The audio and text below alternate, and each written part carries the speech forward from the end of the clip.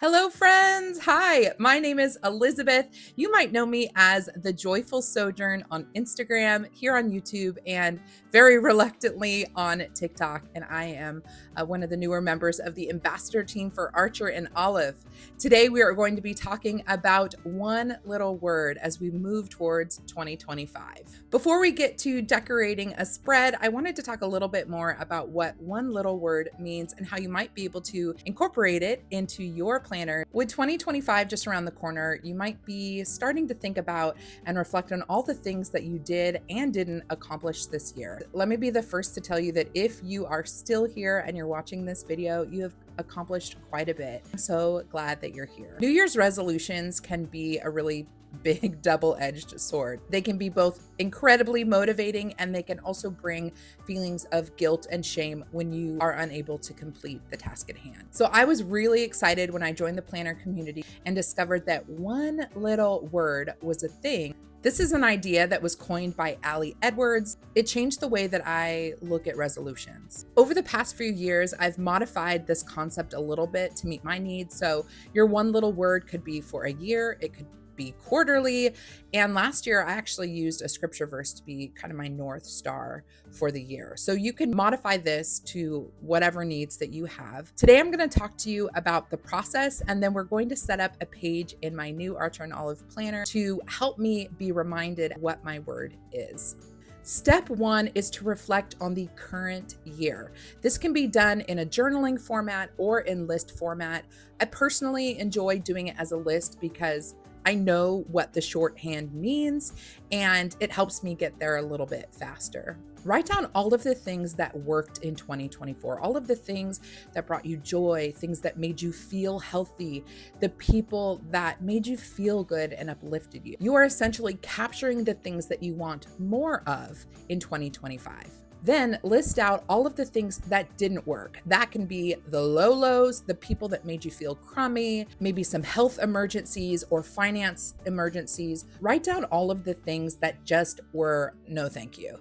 Those are the things that you're going to want to avoid or navigate through in the new year. The next step is looking over those lists and highlighting common themes that jump out at you. It could be words as well. The bonus to highlighting these lists is you have a bit of a memory keeper.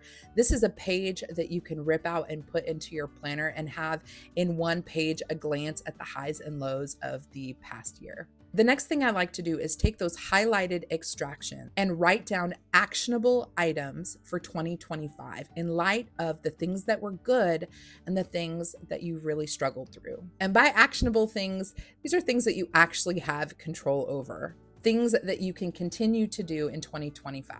Step 4 is looking over your actionable items and seeing if any one word or lyric or scripture verse comes to mind. And having one little word is just a softer place to land when you're trying to develop more healthy habits.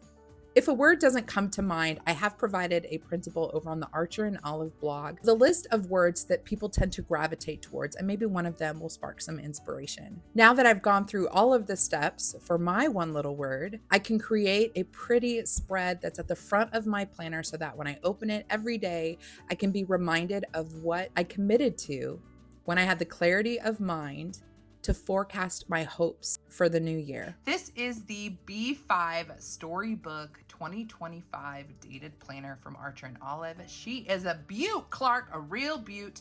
I love this thing. It's got gilded edges, of course, our elastic band and pen loop.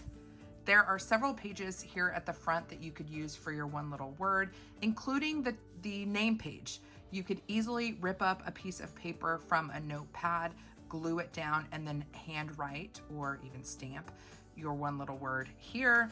There's a dot grid page on the next page. There's dot grid next to your 2025 year.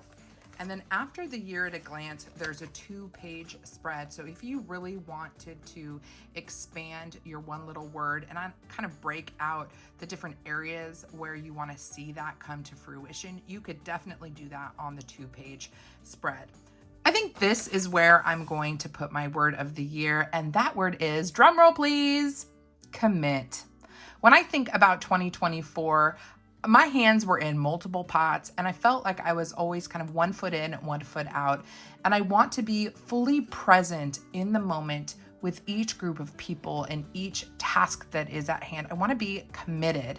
And so that word to me kind of encapsulated a lot of different areas of my life, whether that's time with my family, being fully present and committed to my family, or the contracts and the work that I am doing, the companies that I work with, if it's my volunteerism, or even taking care of my mental and emotional, physical health. I want to be committed to the habits involved with that. I want to be committed to going to the gym. I want to be committed to eating better. I want to be all in. I guess if I was choosing a phrase for the year, it would be all in. There's so many different ways that you can set up your one little word page. It can be as complicated or as simple as you want it to be. I'm going to keep things relatively simple. I have several options here. I've got some inks. I've got stamps that I am tempted to play with. I don't want it to be too seasonal because this is going to last me the whole year. So I'm going to stay away from some of the leaves, but some of these flowers could work as well. Don't forget that you can take notepad paper, rip it out, and do fun kind of collage-y looks with your scraps. And of course you can use pens. I did grab the Calligraphs from the Attic Treasures and pulled out 4 colors that I thought would be fun to play with that are more kind of jewel toned and I don't know, very much my aesthetic. Fall-ish, but could easily count for any season. This is what they look like. So I've got deep blush, deep lavender, mulberry, and rosemary. I've taken some letters and added them onto an acrylic stamp block. And I'm gonna start with just laying the word down and seeing how it makes me feel and just kind of go with the flow for decorating around the word. You know when you look at a word for too long and it looks like it's spelled incorrectly? I keep thinking commit is spelled incorrectly. I'm gonna look at some of these stamps and see if any of these frames might actually fit. Ooh, that fits, how cute. I'm gonna go with this one, and because this frame fits around commit, I'm going to commit to this sheet for decorating the rest of the page. I think I want to color in a little bit of this image just to kind of get more into the vibes. And I'm going to go with rosemary, and I'm just going to color in this frame.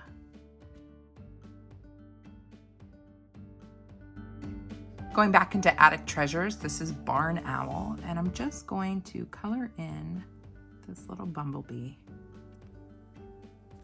Going into my collection, I have Stone Path, and I'm gonna very, very carefully fill in the center.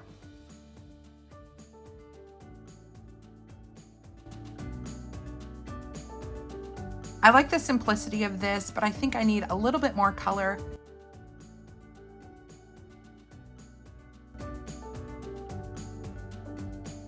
I just laid down some washi tape and then I cut it with a slicing tool so that when I place down the honeycomb, it doesn't transfer over to the label.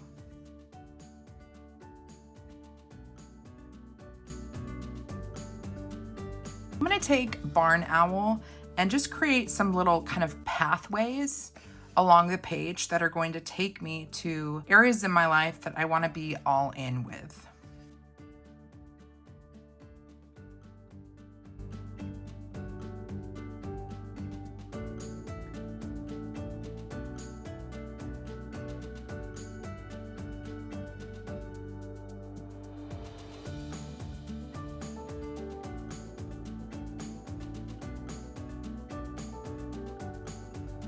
I'm almost done with this, but I'm going to call it done for now. I've just added a little bit more color into the honeycomb with the 2 colors, Stone Path and Barn Owl. I know that they're not a true yellow, but I wanted to keep this earthen, something that would be satisfying to look at over the course of the year.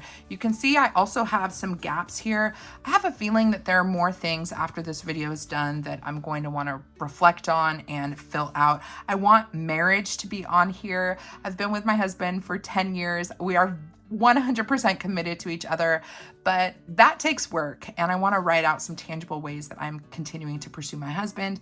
So there are other things I'm going to fill in, but you can kind of get the gist here. I've got my word, and it does kind of bleed out into these specific areas of my life that I really want to hone in on this year. If you want to dive deeper into the concept of one little word, I would encourage you to check out Ali Edwards' website. And if you have any questions, please feel free to reach out to me. You can DM me over at The Joyful Sojourn on Instagram. Thanks so much, friends, and I will see you in the next video.